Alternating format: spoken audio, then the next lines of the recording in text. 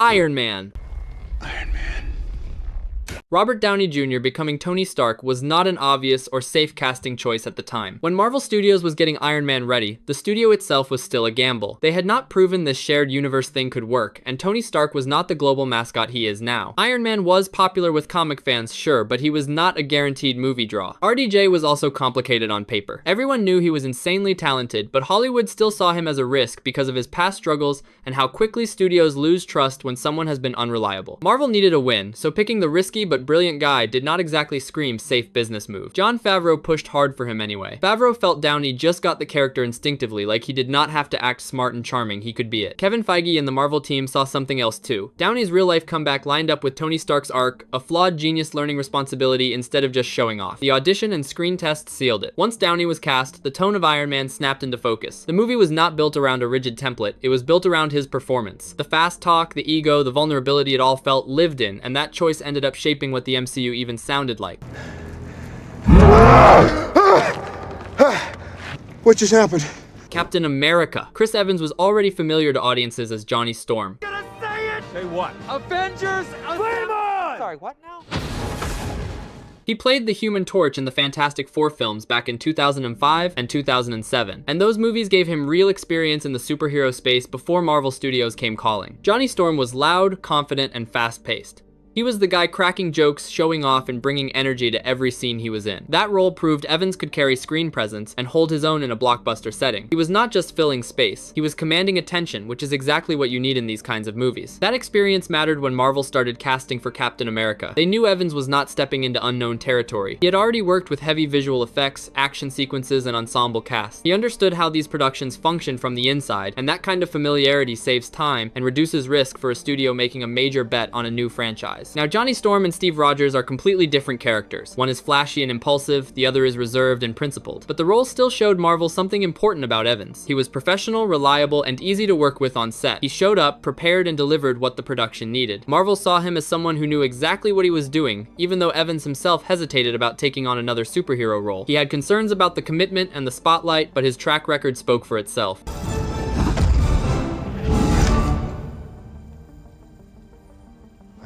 Nick Fury. Nick Fury was one of the first characters Marvel cast while building the MCU. Before the Avengers assembled on screen, before most of the major heroes had even been introduced, Samuel L. Jackson was already locked in to play the role. Marvel secured him early because they understood exactly how important Fury would be to their long-term plans. Fury was not designed to exist inside a single story. His role was to connect different films and help audiences understand that these movies shared the same world. He was the thread running through everything, showing up in post-credit scenes and tying solo adventures into something larger. That meant the casting choice carried extra weight. Whoever played Fury needed to command authority instantly and make every appearance feel significant, even if it was just a few seconds of screen time. The decision to cast Jackson was not random though. It actually traced back to the comics. In the early 2000s, Marvel launched the Ultimate Universe as a fresh take on its classic characters. When the creative team reimagined Nick Fury for this new line, they deliberately modeled him after Samuel L. Jackson. The appearance, the attitude, the presence, all of it was intentional. The artists drew him to look like Jackson on purpose, and readers picked up on it immediately. So by the time Marvel Studios started making movies, fans of the Ultimate Comics had already spent years with a Fury who looked exactly like Jackson. Casting him felt less like a creative leap and more like the obvious choice. The comics had done the work already. Nick Fury,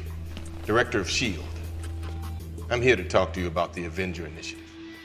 Thor and Loki. Chris Hemsworth and Tom Hiddleston were both part of Marvel's early casting process for Thor. Back in the late 2000s, Marvel was searching for someone who could convincingly portray the God of Thunder's physical strength, commanding authority, and emotional range. They wanted an actor who could balance the larger-than-life presence of a Norse god with the vulnerability of a character learning humility. Chris Hemsworth was not an immediate lock for the role. His early auditions were described as uneven, and he didn't initially stand out the way Marvel had hoped. What made things even more competitive was that his younger brother, Liam Hemsworth, was also auditioning for Thor. Liam actually advanced quite far in the process, which put additional pressure on Chris. But Chris came back with stronger auditions and screen tests. He showed more confidence and a commanding presence that hadn't come through as clearly before. This improvement helped him stand out among the other candidates. His relative lack of fame at the time also worked in his favor, since Marvel was specifically looking for fresh faces rather than established Hollywood stars. Meanwhile, Tom Hiddleston had actually auditioned for the role of Thor. He even put on muscle and dyed his hair blonde for the audition. While he didn't fit the physical requirements Marvel had in mind for Thor, his performance showed something else entirely. His intelligence, emotional control, and subtle intensity caught the attention of director Kenneth Branagh and the Marvel executives. They quickly realized that these qualities made him a much better fit for Loki instead. Once Hemsworth was cast as Thor and Hiddleston as Loki, the contrast between the two characters became immediately clear. Thor was bold, physical, and driven by action. Loki was calculating, restrained, and driven by emotion. This dynamic helped define the tone of the Thor films and gave the franchise one of its most memorable rivalries.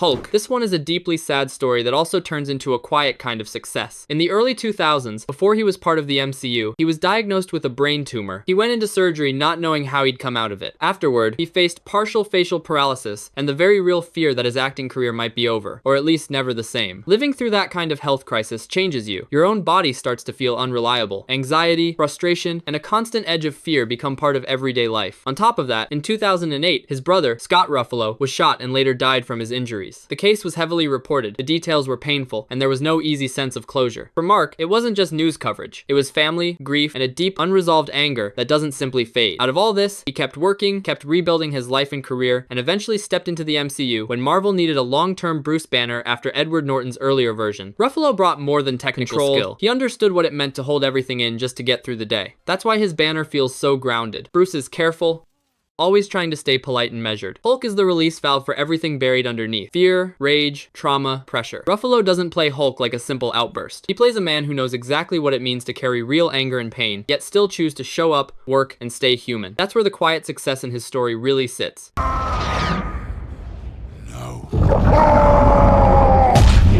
Don't stop, you moron! Deadpool. Ryan Reynolds didn't just get cast as Deadpool, he basically refused to let the character die. For years, Fox sat on the project. They thought the character was too weird, too vulgar, and way too risky for mainstream audiences. Studios don't love rated superhero movies that break the fourth wall and roast everything, including themselves, so Deadpool just collected dust in development hell while Reynolds kept pushing behind the scenes. He wasn't waiting around for permission. He was in meetings, pitching ideas, working with the writers, doing whatever it took to keep the project alive. He stayed attached even when the whole thing looked completely stuck and everyone else had moved on. Then came the turning point. Test footage leaked online and the internet went absolutely nuts. Fans were loud, they were everywhere, and suddenly Fox couldn't pretend nobody cared. That reaction gave the studio just enough confidence to finally greenlight it. Even then, the budget was way tighter than your typical superhero blockbuster. We're talking about $58 million when most Marvel movies were spending 3 times that. They had to cut entire action sequences just to make it work. And here's the irony. Remember X-Men Origins Wolverine, where they literally sewed Deadpool's mouth shut? The merc with a mouth silenced. It was such a bizarre creative choice that fans still bring it up as one of the worst comic book decisions ever. Reynolds didn't bury that disaster. He leaned all the way into it. The actual movie made fun of it because that's exactly what the character would do. He turned a mistake into marketing. Reynolds wasn't just the star. He helped shape the tone, the humor, the whole identity of the film until it actually got made. He fought for the rating when the studio wanted PG-13. He pushed for the meta jokes that made the movie feel different from everything else. Without his persistence, Deadpool doesn't have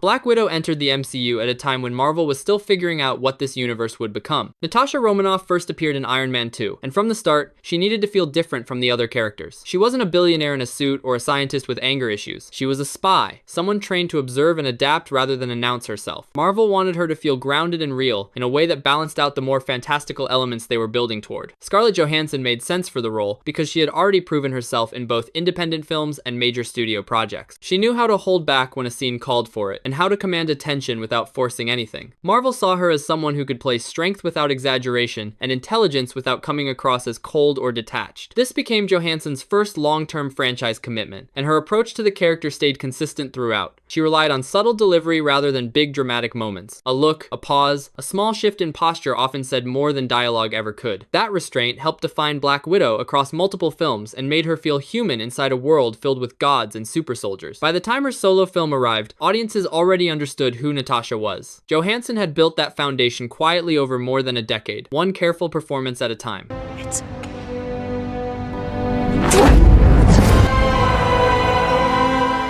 MCU Spider-Man. Tom Holland became Spider-Man after one of the most intense casting processes Marvel has ever done. After the previous Spider-Man reboots with Tobey Maguire and Andrew Garfield, Marvel Studios knew they needed a different approach. They wanted someone younger, someone who could realistically play Peter Parker for many years without aging out of the role too quickly. More importantly, they wanted an actor who actually felt like a teenager rather than an adult pretending to be young. Tom Holland stood out early in the process because of his background in dance and gymnastics. He had trained professionally and even performed in Billy Elliot on the West End, which gave him natural physical control and agility that most actors just don't have. When Marvel brought him in for screen tests, they focused heavily on movement and timing. They wanted to see how naturally he could interact with other characters, not just how well he could deliver lines. Marvel tested him extensively over several rounds. They ran chemistry tests with other actors, and even placed him in scenes without telling him exactly which role he had landed. His performance during the Civil War screen test helped confirm he was the right choice. He brought something that felt genuine and unpolished in the best way. What sealed the deal was that Holland could balance awkwardness, sincerity, and heroism without forcing any of it. His version of Peter Parker felt young, reactive, and grounded. That matched exactly what Marvel had envisioned for Spider-Man's long-term place in the MCU.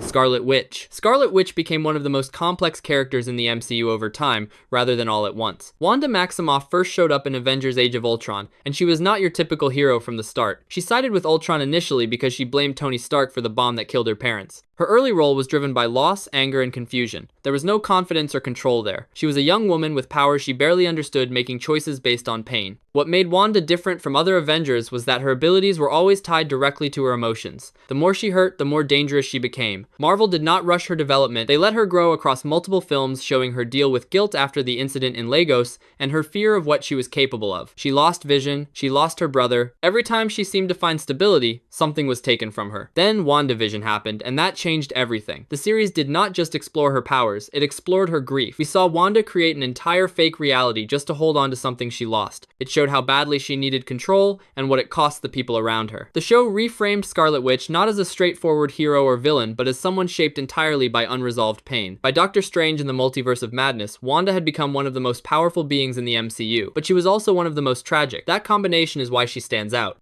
Together. Every night and every morning. If you enjoyed this video, don't forget to like, subscribe, and share it. If you'd like to see which characters and actors we should cover in part 2, let me know in the comments. See you in the next video.